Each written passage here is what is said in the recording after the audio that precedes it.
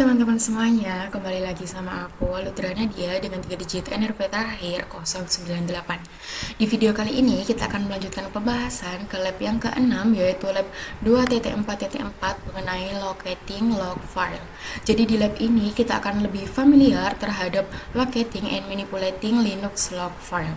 Akan ada 3 bagian, yang pertama log file overview, yang kedua locating log file in unknown system, dan yang terakhir monitoring log file in real time.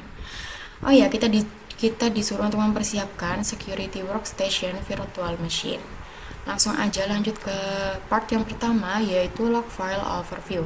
Jadi log file ini merupakan file yang digunakan oleh komputer untuk log event. Log file ini tergantung pada aplikasi yang mengenerate-nya. Oke, langsung aja kita lanjut ke step yang pertama, yaitu web server log file example. Di sini ada contoh the single log entry yang di-generate oleh Apache. Jadi ini ada beberapa poin penting, yaitu timestamp, type, PID, client, dan description. Langsung aja, ini based on the log entry yang ada di atas, kita disuruh menjelaskan apa yang terjadi. Oke, dapat dilihat di sini bahwa timestamp, ya ini timestamp yang diakses pada 22 Maret di hari Rabu di tahun 2017, tepatnya di jam 11 lebih 23 menit lebih 12 detik. Kemudian ini type-nya itu dia error dengan PID yang di sini PID-nya itu 3548. Kemudian ada client, ya di sini ada IP address dari kliennya, dan ada description. Ya, ini description dari eventnya, bahwa file does not exist di ini. Jadi filenya tidak ditemukan di source yang ini, var www.apache htdocs.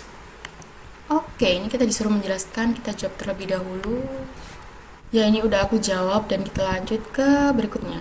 Kita di sini disuruh untuk menggunakan cat command. Oke, ini kita buka terlebih dahulu terkait security workstation-nya. Ini kita start untuk memulihkan data-data yang udah kita simpan sebelumnya. Oke, karena ini udah terbuka, kita langsung akses ke terminal dan kita ketikkan cat command-nya, yaitu untuk mengakses isi konten dari yang ada di var log space tutorial .log dan kita enter. Oke, ini udah keluar ya, jadi informasi dari var log-nya. Oke, ini kita lanjut. Is the output above still consider a web transaction? Kita disuruh menjelaskan kenapa outputnya ini berbeda dari yang sebelumnya. Oke, jadi kalau dilihat di sini, sebentar.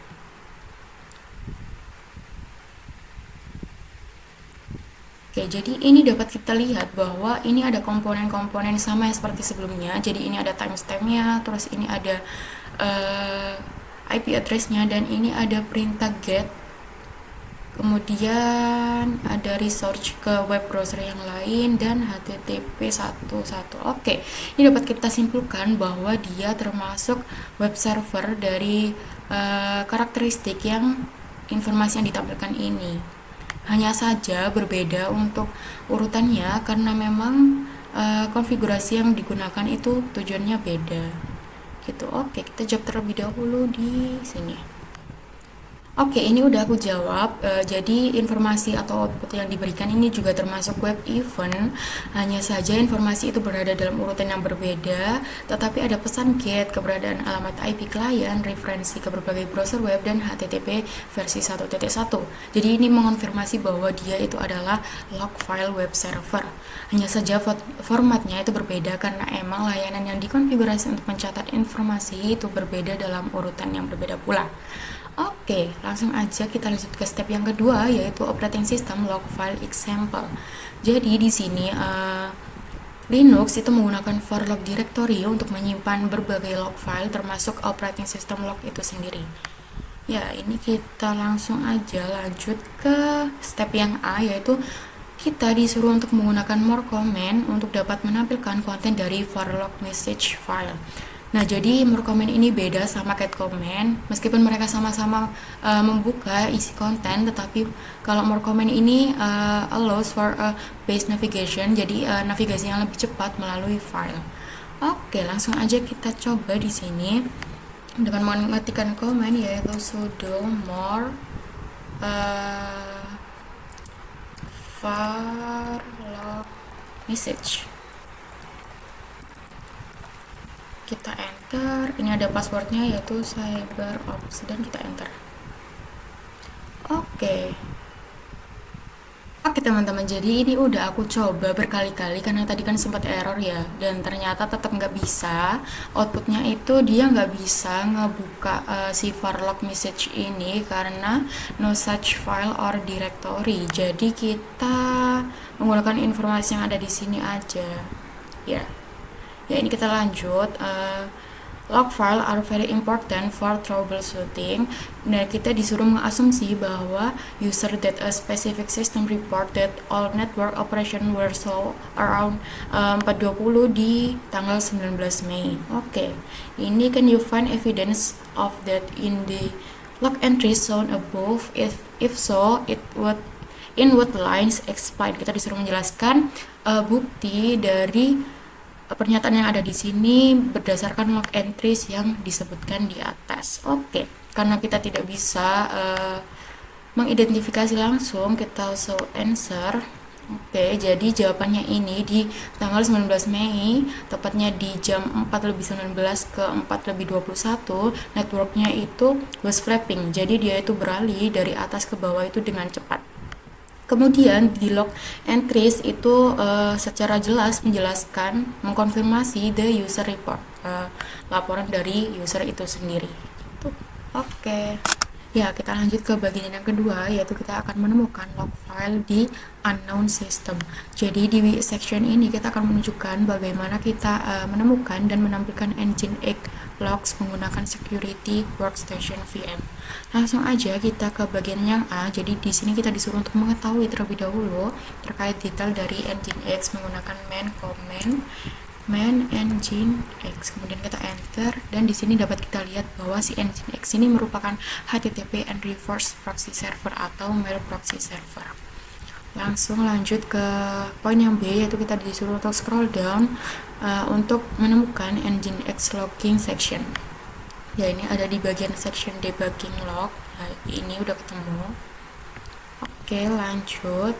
The manual page also contains information on the file used by Engine. Oke, kita disuruh menemukan file yang digunakan oleh Nginx. Ini ya, untuk section file. Ini adalah file yang digunakan oleh Nginx. Oke. Kemudian lanjut ke before looking for Nginx file, kita disuruh menggunakan ps and grep command. Oke, berarti ini kita quit terlebih dahulu. Kill. Kemudian kita disuruh untuk ps and grep command. Oke. psax grep Nginx. Oke, karena ini udah ada ya, jadi dapat kita buktikan bahwa si Nginx ini memang udah berada di virtual machine kita. Just in case kalau kalian belum, maka kalian dapat mengetikkan sudo user sbin ini ya untuk mengaktifkan atau untuk memunculkan Nginx di virtual machine kalian. Kemudian kalian juga bisa menggunakan perintah ini sudo pkil nginx command untuk merestart si Nginx. Kalian juga dapat untuk start Nginx dengan custom configuration dari lab yang sebelumnya dengan menjalankan command sebagai berikut. Ada pula kalau kalian ingin nge-start si Nginx-nya dengan default configuration, maka dapat kalian ketik command ini. Ya, gitu intinya. Langsung aja kita lanjut ke poin yang E, yaitu kita di sini disuruh untuk menggunakan ls command untuk melihat file-file yang berada di bawah etc dan untuk melihat apakah ada Nginx configuration file. Langsung aja kita ketikkan ls command, yaitu ls etc, kemudian kita enter dan kita cari. Oh ya, ini udah ada ya si Nginx ini, berarti memang ada. Oke, kita lanjut. Di sini kita disuruh untuk ngelihat isi dari si Nginx itu tadi. Oke, kita langsung ketikkan ls strip l etc kemudian slash nginx, kemudian kita enter. Oke, ini udah muncul terkait dengan file konfigurasi yang ada di dalam nginx itu. Langsung aja kita lanjut. Kita disuruh atau diminta untuk menggunakan get command. Oke, untuk menampilkan list konten yang ada di nginx configuration. Oke, oh ya, ini ada nginx configuration ya di dalamnya si nginx itu tadi. Dan kita juga dapat menggunakan more or less to view the file and nano or site untuk mengeditnya. Ya, ini langsung aja kita ketikkan cat command-nya, cat etc nginx, kemudian filenya itu nginx.configuration. Ya, ini kita enter. Jadi udah keluar jadi isi konten dari si nginx configuration itu tadi. Dapat dilihat bahwa di sini tuh ada yang bertandakan hashtag atau tagger di depan kalimatnya. Itu berarti bahwa dia itu adalah komen dan tidak diperhatikan oleh si nginx itu. Oke, langsung aja lanjut ke step berikutnya, yaitu kita disuruh untuk menggunakan ls command ke varlog. Jadi a quick look at the configuration file reveals menunjukkan bahwa itu adalah si nginx configuration file. Oke, kita disuruh untuk menggunakan si list dari varlog strip. Oke, kita ketikkan dan enter. Oke, ini udah muncul ya terkait outputnya, dan kita bisa menemukan si nginx ini pada line ini. Ya, ini itu adalah nginx configuration-nya. Oke, seperti yang udah muncul, kita dapat menemukan bahwa si varlog directory ini mempunyai subdirectory yang bernama nginx ini ya. Kemudian kita disuruh untuk menggunakan ls command untuk mengelis konten dari si nginx itu tadi. Oke, langsung aja kita ketikkan. Ya, ini kita menggunakan sudo command karena emang si nginx ini belongs to the http user. Ya, ini kita ketikkan langsung aja. ls repl varlog nginx. Ya, oke. Kemudian kita enter. Ini passwordnya cyberops. Enter. Ya, ini udah muncul ya terkait yang ada di dalam ini nginx ini yang ada di varlog. Ya, jadi selanjutnya kita disuruh untuk move ke section berikutnya untuk monitor file-file tersebut dan mendapatkan konfirmasi bahwa mereka termasuk dalam nginx log file. Ini ya part ketiga, monitoring log file secara real time. Jadi sebelumnya kita kan udah menggunakan cat, more, less, dan nano untuk memantau log file, tetapi mereka itu tidak dapat digunakan untuk pemantauan secara real time. Maka untuk alternatifnya kita dapat menggunakan suatu command baru, yaitu tail. Jadi ini sangat efisien untuk digunakan dalam setiap Unix based system. Langsung aja ke step yang pertama, yaitu kita akan menggunakan tail command. Ya, jadi tail command ini adalah suatu command yang menampilkan akhir dari suatu text file dengan beberapa jumlah, dan biasanya itu ditampilkan dalam 10 baris terakhir. Ya, ini kita langsung coba aja menggunakan command yaitu sudo tail varlog nginx, dan yang berada di access.log. Kemudian kita enter. Passwordnya cyberops. Kita enter. Oke, ini udah keluar ya terkait outputnya. Akan tetapi di sini cuma ada 1, 2, 3, dan 4. Berarti yang berjalan emang cuma 4. Yang terakhir itu. Harusnya kan 10, tetapi nggak tahu ya, karena mungkin emang yang di access log ini cuma ada 4 file terakhir. Ya udah, kita lanjut aja. Jadi di sini kita akan menggunakan n option. Jadi n ini adalah number untuk mengspesifikasi line yang akan kita tampilkan. Oke, langsung aja kita coba. Contohnya sudo tail. Ini kita coba aja untuk menampilkan 2 varlog nginx access dot. Ini kita enter. Ya, jadi ketika kita menggunakan opsi n dan menggunakan number yang kita mau, contohnya di sini adalah 2, maka output yang dihasilkan juga cuma 2, seperti itu. Ya, lanjut ke opsi berikutnya yaitu opsi F atau follow. Langsung aja kita coba sudo tail F varlock varlock nginx access log. Oke, nginx access dot log. Ini kita enter. Oke, sepertinya ada kesalahan. Sebentar. Oke teman-teman, setelah aku coba lagi udah bisa. Tadi sempat error karena emang aku salah ketik. Jadi si opsi F ini adalah opsi follow yang menyuruh sitir untuk menampilkan secara kontinu untuk display dari akhir setiap text file tertentu. Jadi secara real time. Oke, ini kita lanjut aja. Oh iya, ini itu dapat kita notice bahwa ketika kita menggunakan F follow, F option, kita itu tidak dapat menampilkan comment prompt atau tidak dapat mengetikkan kembali karena itu menunjukkan bahwa si tail ini masih berjalan. Seperti itu. Jadi kita lanjut. Ya, jadi kita lanjut ke poin yang D, yaitu ketika tail masih berjalan, kita disuruh untuk membuka web browser yang ada. Oke, ini kita minimize dan kita double klik pada web browser. Oke, udah terbuka. Di sini kita diminta untuk tetap membuka si terminal agar dapat melihat perubahan pada kedua sisi ketika kita menjalankannya.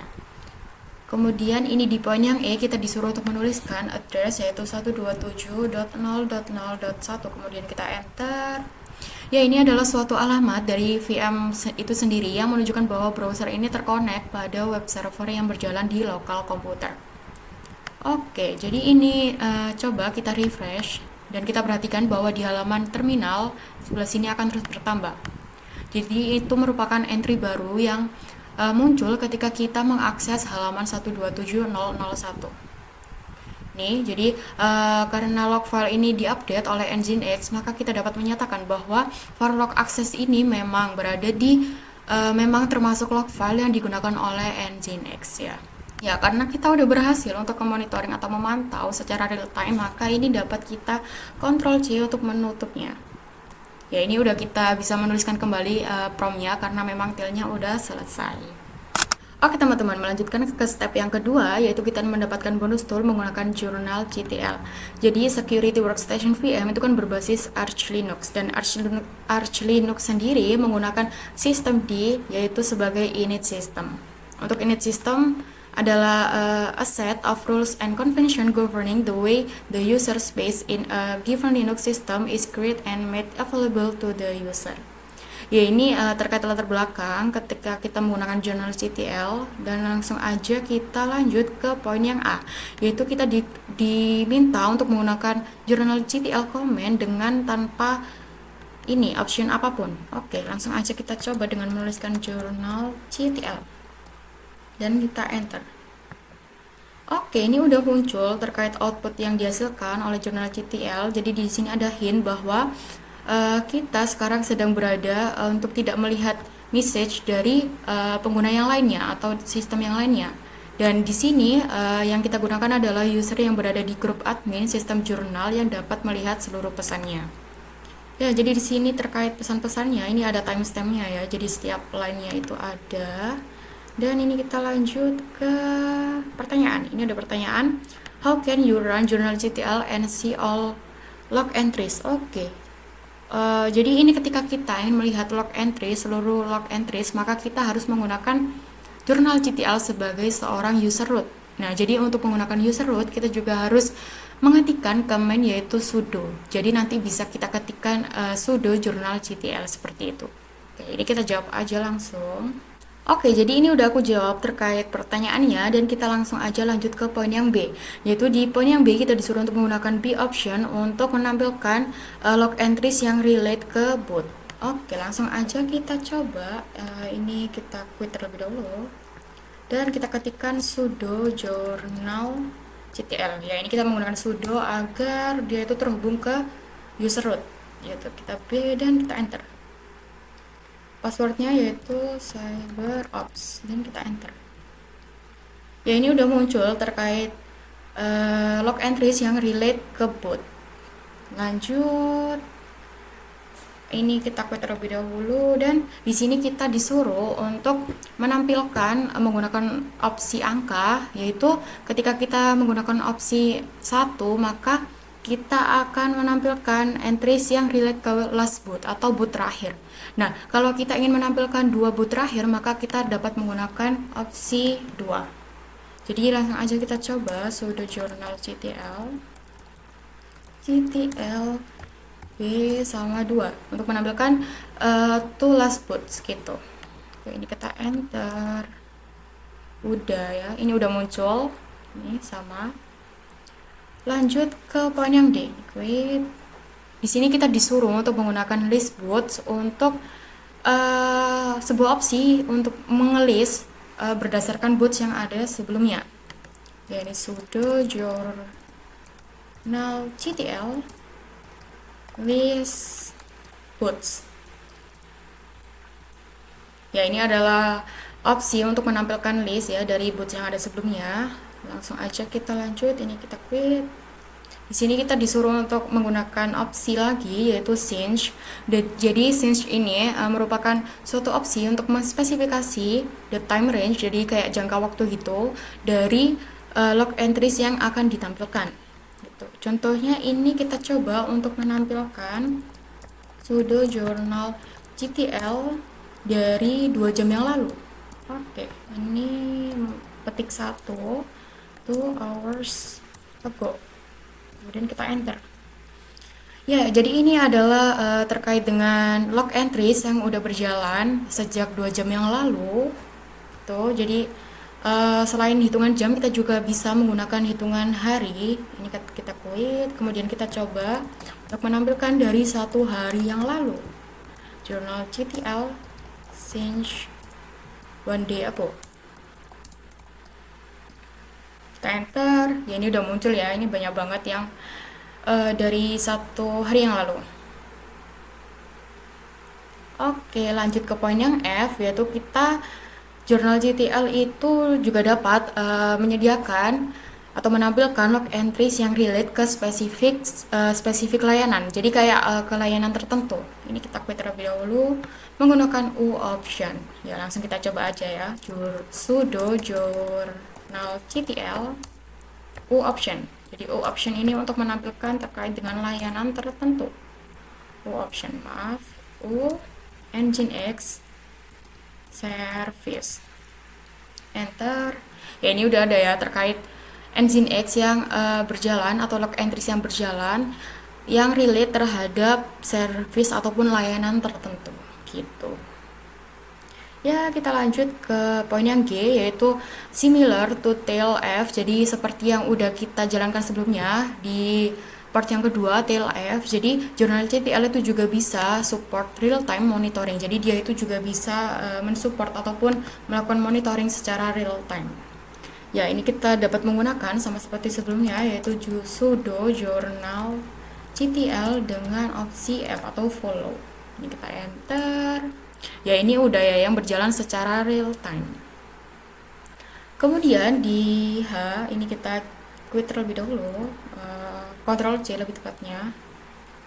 Untuk ini jurnal CTL juga mensupport opsi yang dapat digabungkan untuk menyesuaikan output yang kita inginkan. Contohnya kalau di sini itu kita menggunakan opsi yaitu jurnal CTL dengan opsi U untuk menampilkan terkait dengan ini layanan tertentu, Nginx service F.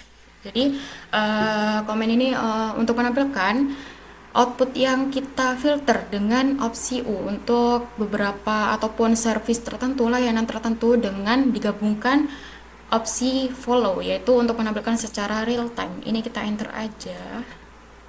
Oke, udah. Ya, terus lanjut ke poin yang selanjutnya, yaitu kita disuruh untuk tetap menjalankan di komen yang sebelumnya dengan membuka web browser. Oke, jadi ini kita buka web browser dan kita double klik. Dan kita disuruh untuk membuka halaman 127001. Oke, ini sebelumnya kita sesuaikan terlebih dahulu untuk dapat melihat perubahannya. Ini kita disuruh untuk masuk ke 127001. Oke, ini kita refresh dan gak ada perubahan ya di sini. Kita coba kembali. Oh iya, emang nggak ada. Oh ini, Journal GTL Solve display an error relate to a missing favicon.ico file in real time. Oh, berarti emang ini error, makanya dia itu nggak nambah gitu. Jadi ya udah, karena emang ada file yang hilang di secara real time, nggak nambah ininya, entry barunya. Oke, karena udah, ini kita Ctrl C untuk menutup jurnal GTL. Oke teman-teman, jadi kita udah sampai pada penghujung lab yaitu reflection. Jadi di sini ada bahwa log file itu sangat penting untuk pemecahan masalah atau troubleshooting. Kemudian log file location follows convention, tapi pada akhirnya itu merupakan pilihan dari si developer. Kemudian seringkali log file information seperti location, file names, dan lain sebagainya itu termasuk dalam documentation ya. Apabila nggak ada di documentation, maka kita dapat menggunakan ataupun mencari informasi melakukan ini dengan web research ataupun investigation yang dapat kita lakukan. Kemudian untuk jam clocks ini harus selalu tersinkronisasi untuk dapat memastikan bahwa semua sistem itu berjalan pada jam yang sesuai gitu. Jadi ketika jam ini tidak sesuai, maka itu akan sangat susah untuk kembali ini untuk trace back events gitu. Jadi itu sangat penting untuk kita memahami kapan spesifikasi event yang diambil. Nah, selain itu events from different source itu juga seringkali dianalisis pada waktu yang sama seperti itu. Ya, mungkin itu saja dari aku untuk lab 2.4.4 ini, locating log file, dan untuk lab-lab selanjutnya akan kita nantikan di video yang akan datang. Jadi, see you on the next video and goodbye.